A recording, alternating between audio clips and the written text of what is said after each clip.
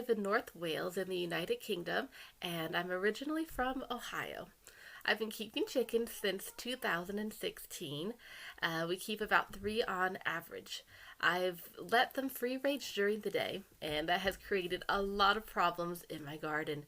And having a beautiful and a cute garden and a welcoming garden is really important to me.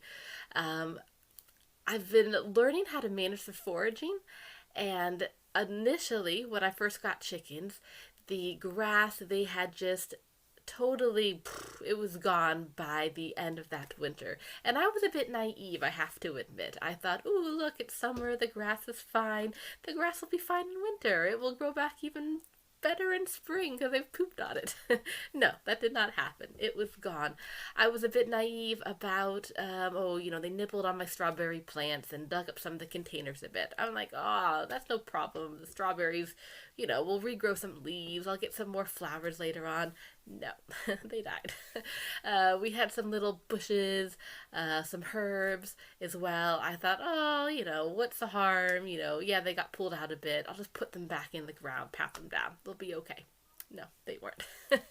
So there was a bit of I was being optimistic. I was like, oh, how bad could it be? But their natural behavior to peck and eat the greens, totally fine, totally normal. I'm not blaming the chickens, but I didn't manage their foraging. I did not protect the things that were important to me so that they would last and give them access to things that they couldn't damage and that were good for them. I'm sharing tips about my trial and errors about choosing plants and garden layout and structures that looks really good but also lets me keep my chickens free ranging during the day. For me, that's just really important. I love to see them outside of their house and their run. We do have an enclosed run and house that's fox proof, and we lock them in there at night. But during the day, I love to have them out and about. It's just something that's something I don't want to compromise on. That's important to me. Because I'm choosing to keep my chickens free ranging in a small garden, small relative to the US is what I'm comparing.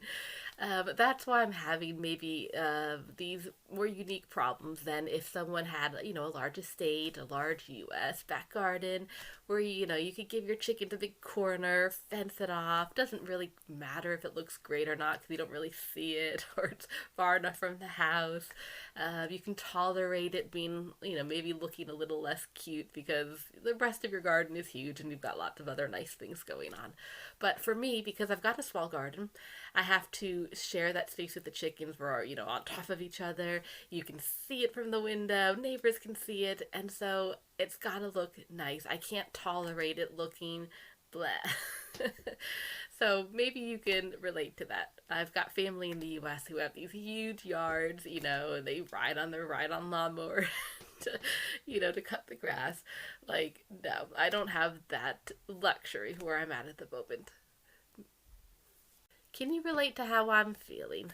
Have you ever gotten to the point, or are you currently at the point where you are having chicken problems with what they're doing with your garden, and you are fed up and you are considering getting rid of them or considering not buying more when the older ones pass on? I'm begging you, don't give up your chickens just yet. Connect with me, connect with our community. Let us see if we can help you find some solutions that work for you, that work for your chickens. Thanks for visiting me, and good things are happening today.